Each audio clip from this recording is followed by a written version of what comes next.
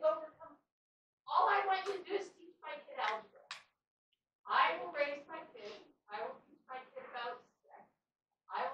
And I know a lot of this isn't your guys' fault. It's what you're being told. I don't want the school being responsible for my kids learning how to socialize. I don't want them being responsible for telling her what pronouns she can use. I don't want them to teach her. I want them to teach her school. That's what the schools are. And we have gotten so far away from that being what the kids are getting at school. And that, to me, is a big problem.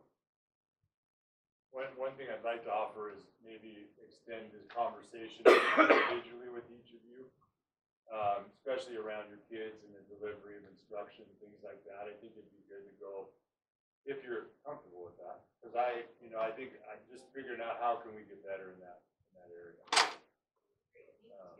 So I just want to open myself up if we want to get together in person. The piggybacks on that, coming from the tier coach. I think the big problem is that they're trying to do all the camaraderie in the classroom now, rather than the outside stuff. We don't have pep rallies anymore, aside from tailgate. Our homecoming assembly this year was a joke.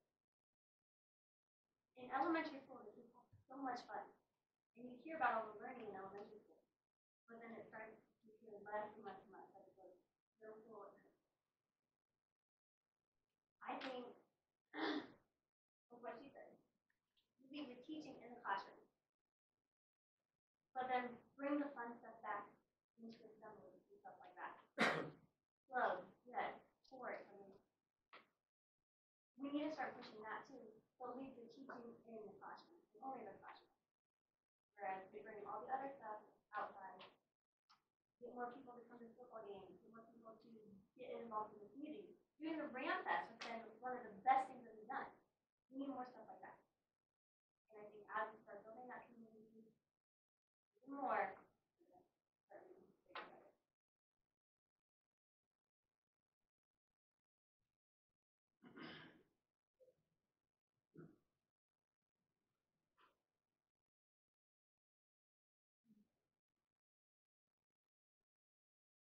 Thanks, everybody. One more. Sorry. Why can't we do big fundraisers? Like, not like let's sell candy, let's sell flower seeds. Why can't we do like big dinners? Like having big donors come in, having people buy tickets to have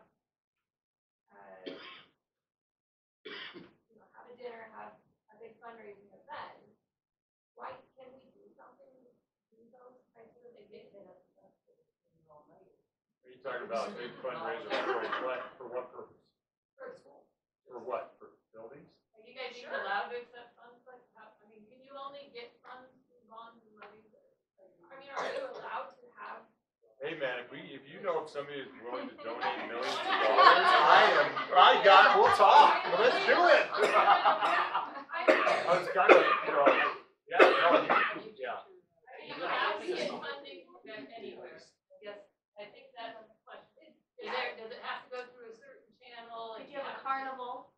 I don't think a carnival is going to solve our building. I think you can raise money for sure. I mean, if you have donors, we're not going to turn away donors for sure. We could do community projects. We could try to chip away that way. There are rules that allow you to do that, but usually the bonds and the levies are part of the revenue source. And I understand that one way of thinking is you use your regular state budget plus your regular educational programs and operations levy to pay for all of your building improvements. And I just disagree with that philosophically, that you can do all the things that we have issues with. If it would have been a steady, to blame us for 20 some years is a little harsh. I mean, it's like, how about we all own it a little bit? But I think at some point you can fix stuff, but it's like your house, it gets old and it gets to a point where you need something, a replacement rather than a fix, right? So It's just, you can believe the numbers or not, but when you have people with no bias or anything come in and do their assessments, you kind of have to rely on that information. But if we can find, less expensive ways of addressing some of these issues, I just don't know if we're ever gonna get at it without a capital levy at least, and without some bond. Now, is it a smaller bond?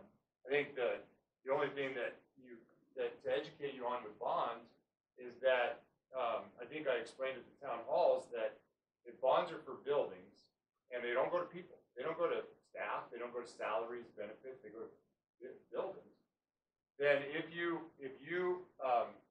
I agree, I honor your opinion that it was too big.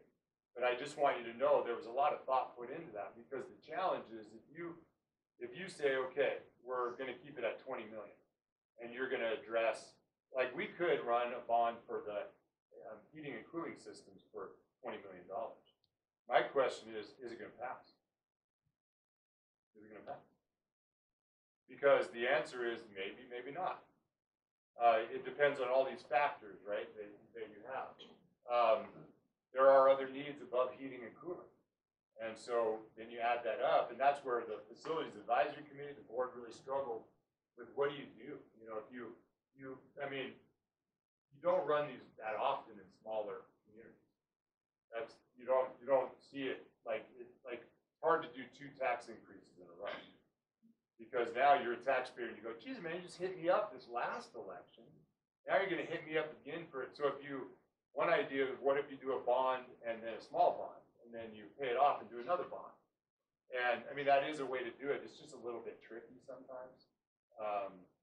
Capital levies are good in the sense that you can get some stuff done and you can make it smaller burden. The challenge with that is, does it generate enough revenue? Because if you raise the taxes on your capital levy, for example, what if you offered $1 per thousand capital levy and you ran it out in the election? It's still gonna be a tax increase. So that's the question, is our mission to guarantee no tax increase? And that's where, with those other factors, assessed property value, that's the tension, and I get it. That's the real hard part. If those assessed values hadn't gone up so much, maybe we'd have had a better chance. You know what I mean? think that's where all the problems between rates and monetary dollars is different. Because you tell someone the rate hasn't changed, you're gonna arbitrarily, again, it's gonna be 2% rate. And then say nothing's increasing for you because the rate's the same, because 2% on $100,000 is different than 2% on $500,000. And I think that's probably the only issue I had with all of this was, hey, and I saw all this stuff on Facebook arguing and saying you're wrong and you're right. Your amount you're gonna pay is going to go up. The rate stayed the same, yes, but the rate is not the same as the dollar. And that is where I take issue with what was going on. So, Say it. Say, you know what, Carol? so Say, Carol, your tax, you're gonna pay $4 more a month. Tell me that.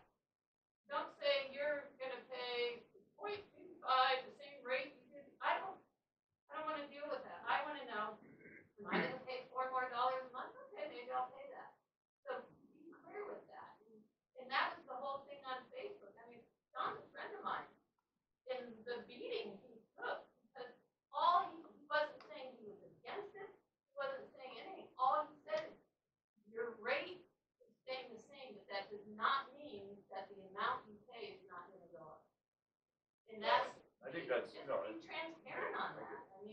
I think what's hard also, though, is every individual tax situation may be a little different. So it's not a one-to-one all across the board. Would you agree with that, John?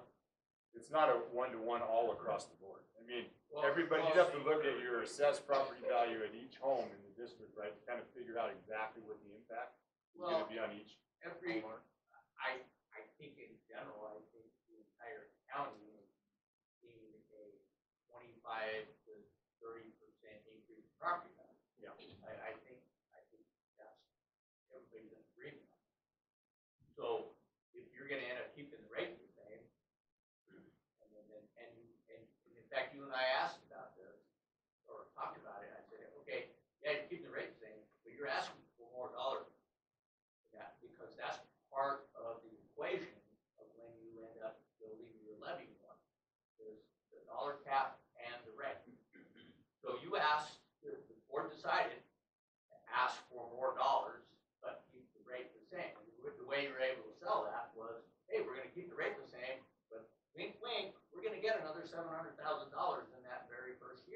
I think that is a little unfair, John, that there's this inference that we're liars.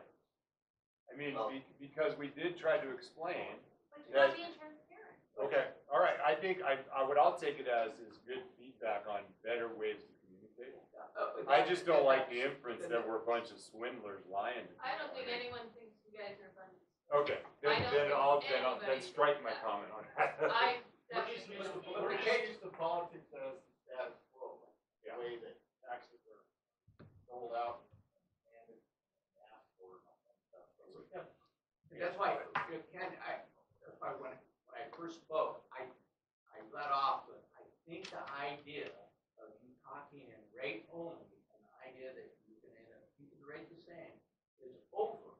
And the reason it's over is because property valuations has made it an extinct conversation, because now you have this tension between you and I, and you're taking it as, I'm accusing you of being a liar, but the fact of the matter is, if all you do is concentrate on rate of 1.5, but your taxpayers see that you're gonna pocket another $700,000, don't you see the conflict? Yeah. I think conversational right there. I mean, if you don't, but you just gave me feedback that you didn't agree with it.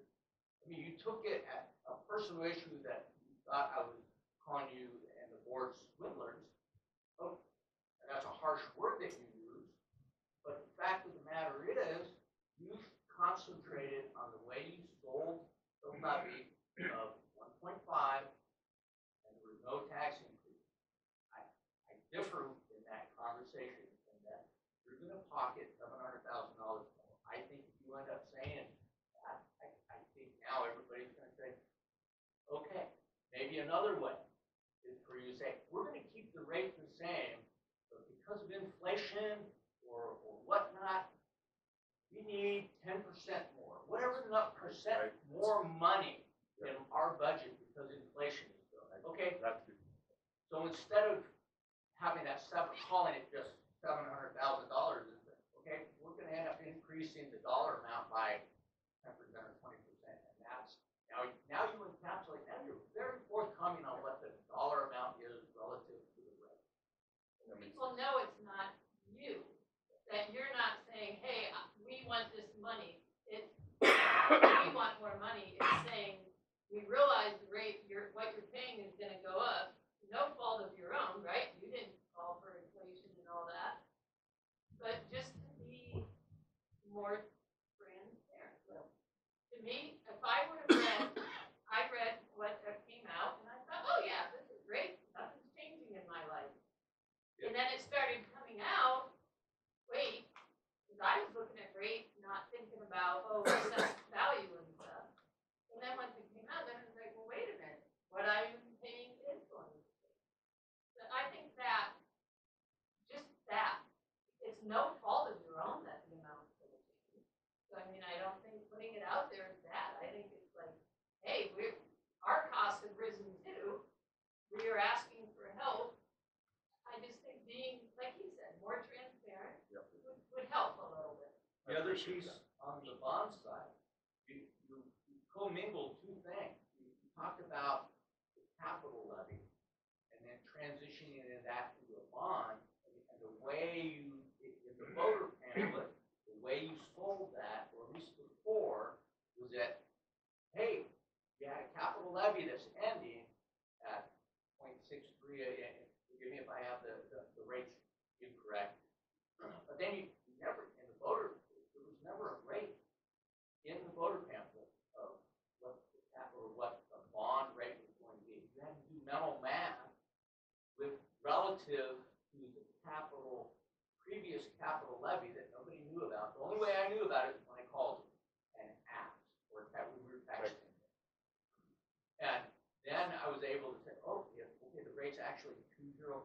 There was nowhere for the general public to know what the rate of the bond was, period, unless they called me. And I don't think that's being transparent. I don't think that's being intellectually honest with the mentioning your thing about money and trust. Or we got a flyer about the bond, about the 20 million in matching funds, but nowhere on the flyer does it say anything about the $73 million that we were asking. So, in all the town meetings, On we're the talking. info flyer? That was a levy committee flyer. That'd be cool. And That, so, The Now levy that- bond. that doesn't come from the district. okay, That's not from us. We had 73 million on our flyer. We're only allowed one flyer. It was the one that went in the newsletter. But we don't run the advocacy thing. That's, they do their. who does? There's laws against that, or there's laws that separate. Yes. But that's where, but see, I didn't know that. I don't think a lot of these people knew that. So you get this flyer in the mail that says that, so there just goes a little bit more, wait a minute, they're not being very honest about it. Because it's not clear. And levies and bonds are a really confusing issue. A lot, I mean, I sat with him, when he's on a trip, we're FaceTiming, and what are we doing? We're talking about these levies and stuff, so that I can understand how they work. Not stupid, but they're very confusing. Yeah.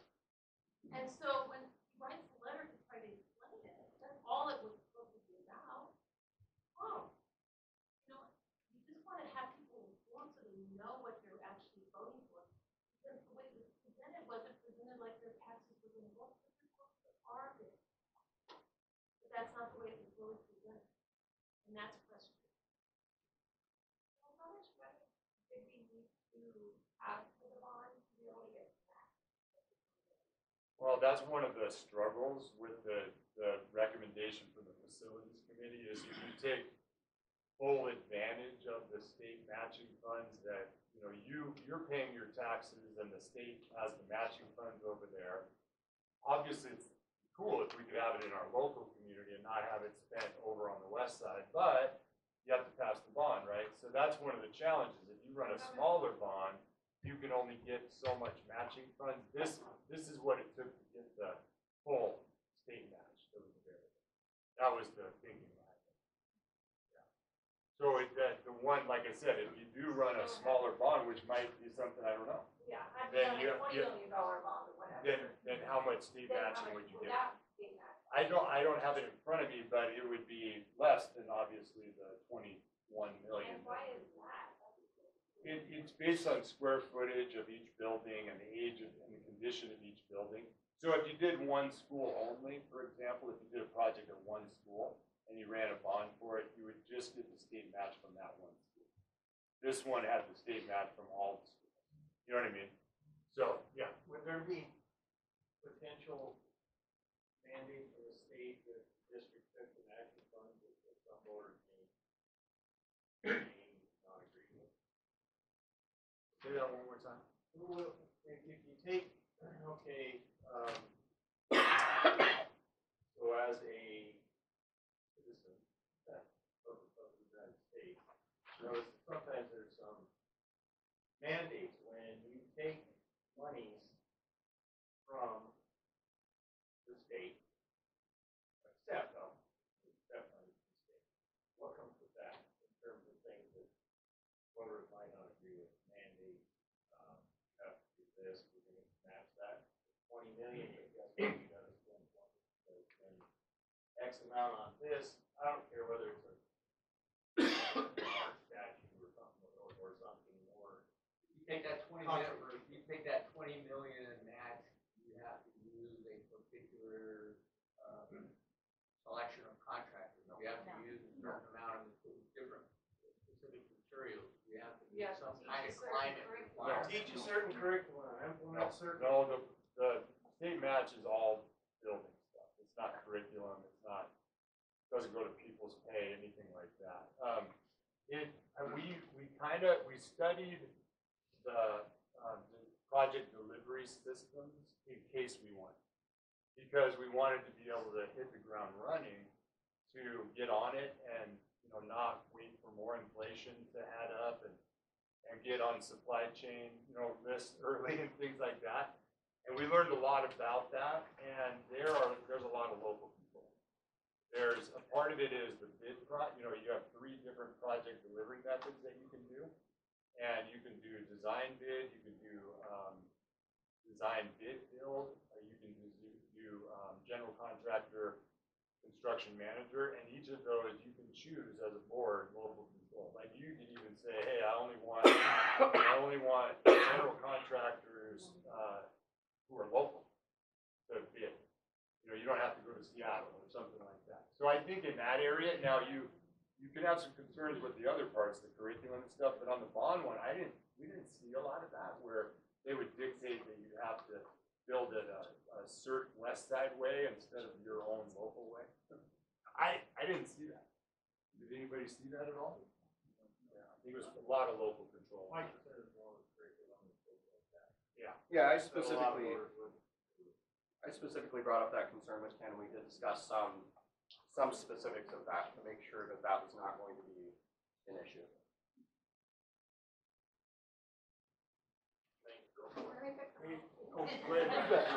I just realized, so glad I don't do I have to tell you. Because I don't know any of the stuff that you're talking about. Good choice. I really agree that bonds and levies are very hard to communicate with different people. Even if you've been in the education system and you read it, it's still really difficult. And I don't think we weren't being transparent. I just think it's difficult for people to understand. The other thing is I really agree that running a bond this fall would be a terrible idea with the national election.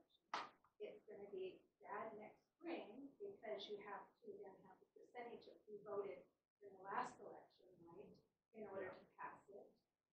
So I think taking time to reflect and to, take suggestions and do some of the things that we've been doing in order to be able to run a bond in the future or a capital, whatever your capital. You need to take time with that, and that would be my recommendation. I think the other thing is that you have done, I feel like you have done, and I've been in the district as long as Gary, longer than Gary, because I'm older. But I really think you have done, and the board's done an excellent job of communicating to our community in many ways. What you've been doing, how things have improved, and all the amazing things that have been happening in our district for the kids. And I'm so impressed with that. So don't take it to heart that I don't think that you haven't been trying as hard as you can, because you have been. And I live in Elk. I'm a neighbor to all the fire people. We didn't move our farm or anything, but I've been a part of helping with some of the recovery stuff. It's a horrible situation. But I don't think that that's the only reason that the fund didn't pass here. I think that if you said it, the whole county had the same problem. And I really believe that with all of this stuff that's going on in our nation and our communities, that the only thing people can have control over is putting that ballot in the ballot box. You can't get mad when you get when the county sends your assessment. You can't do anything about that. You can't vote and say yes or no. You can't do that. You can't control some of the stuff you see on TV. Even if you can turn off the TV, but that's it. You can't do anything about it. But the only thing that people have control over is putting that little mark on the ballot, unfortunately. And it's not the first time that it's happened in this district, that that's how people express the frustration with what's going on around them. But I think that that's the part where I know, and I think the fact that everybody had the same experience in the town is a reflection of the situation, not necessarily the district's efforts to be transparent and to be forthcoming and to be honest. So that's my opinion. Thank you. Thank you. Very well said. Are you going to send your messages to the parents and staff in school, or can those go out to would like to get messages? Like what I think, we can do a better job of signing up people who don't have kids in the schools if they want to get the messages. Some people don't want them. I paid my dues, man. My kids graduated. I'm on to something else. But there are ways you can sign up for text messages at events. We show up a lot. you know, people show up for events and Yeah, athletics and, you know, arts and stuff. So if we could do a better job of having ways to sign up. You know, we could put that in our newsletter, which goes out to every household. That's really just the print newsletters. yeah. Our older voters, like print a little bit better than some of our families. Well, and so then- your voice messages, I mean, those are very helpful. Yeah, You I think, Put it on speakerphone. but and yeah, just people listen want, to and talk. we do have some people like that, you know, grandparents who are on Skyward, who maybe are emergency contact. We have had some people, but I think we could do a better job of getting that word out. Yeah, for sure. One thing we live up on Perry Road, so our next door neighbor tends to be way more colder, and we get a lot of sun cracks and some of them I read that were just, you thought they were on levees, but it got to more in Spokane, and a lot of the people that were voting no on that, they were really incensed about that baby. Yeah. That got voted on 3 different times, and then Yeah. they built right on it, and they said that they just threw up. And I don't build or anything like that river stuff. And you were talking about unfunded mandate, you know, and I remember when I was on the budget committee, and I mean, it drives you nuts when the state makes all these rules, and then, you know, yeah. But what shocked me when I really got into the state budget and whatnot is how very little discretionary income there is for a school district. And the state pays the teachers' salaries, they're all mandated and slotted, and I mean, there's just a very small amount of that overall budget that you have any control over at all. It is So true. it makes it awful tough to do everything that has to be done, especially with aging buildings. And if you build much of a fund, you have, the union see that as something to negotiate, because you negotiate both. It's a conundrum. I have a comment and request. I've been on the board for about 4 years. I came on to replace Sandra. I joined the facilities committee as a board liaison on day one when it started with Matt and a group of about 10 to 12 community members, parents, staff, and went through it for about a year. And we toured schools, we talked to principals, we talked to parents, we talked to students. Nothing about this process to come to today was not thought through. I don't want anyone in this room to think that we just willy-nilly threw a bond on the ballot and hoped it would pass.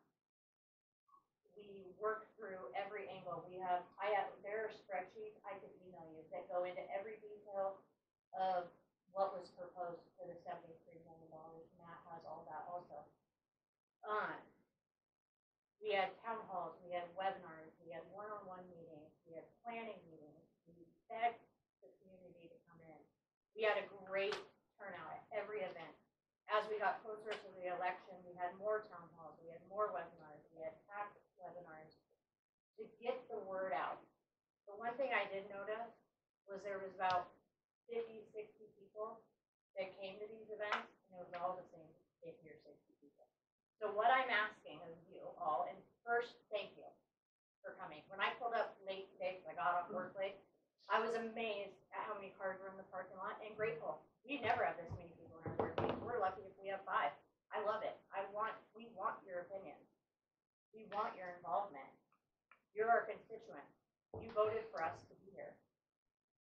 We want to know what you want to say, what you have to say. It's very valuable. So I have a request. As we move through this process of what we're going to do, because we don't know. None of us have the magic wand to tell us what the voters want. We're taking an educated guess. We're giving the information have out. Be involved. Come talk to us. We're here. We have emails, we have phone numbers, we're in the community. I am at everything. If you see me at an event, come ask me a question, come tell me your opinion. I'm at almost every school event. I personally, and I can't speak for the other board members, but I want to hear your voices. I have taken 2 pages of notes to think about. Come to the next town hall. Come give your opinion and your education, your thoughts. I've never, before joining the school board, knew anything about a levy or bond. I was raised to vote yes for schools and not ask questions. That's how I was raised by my mom. But I've learned more about this process than I ever want to know. And I teach my kids. Like, this is what a tax rate means.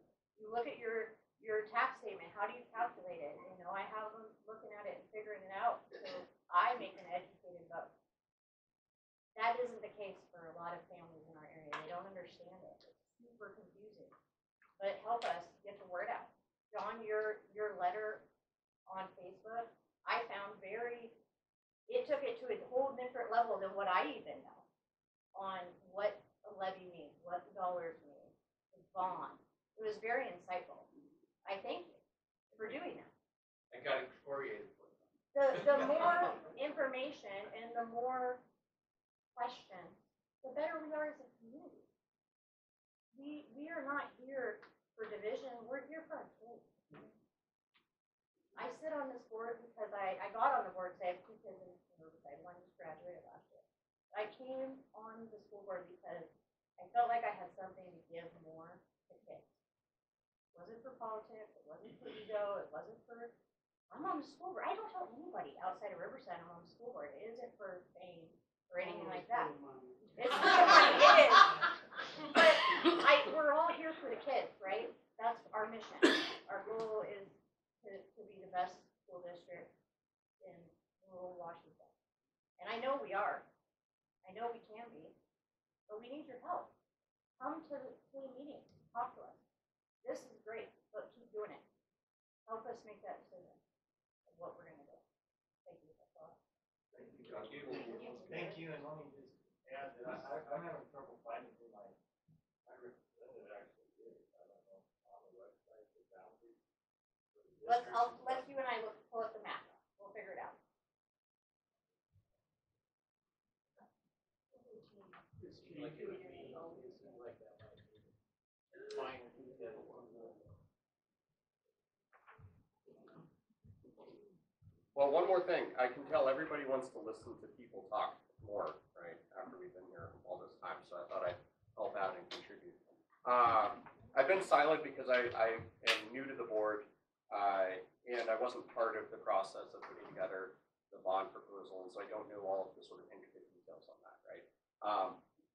What I can tell you is, number one, on the comment about Ken behaving in a dishonest fashion, Ken defended himself, which I was hoping he wouldn't, because I've made a note to make sure I spoke up about that.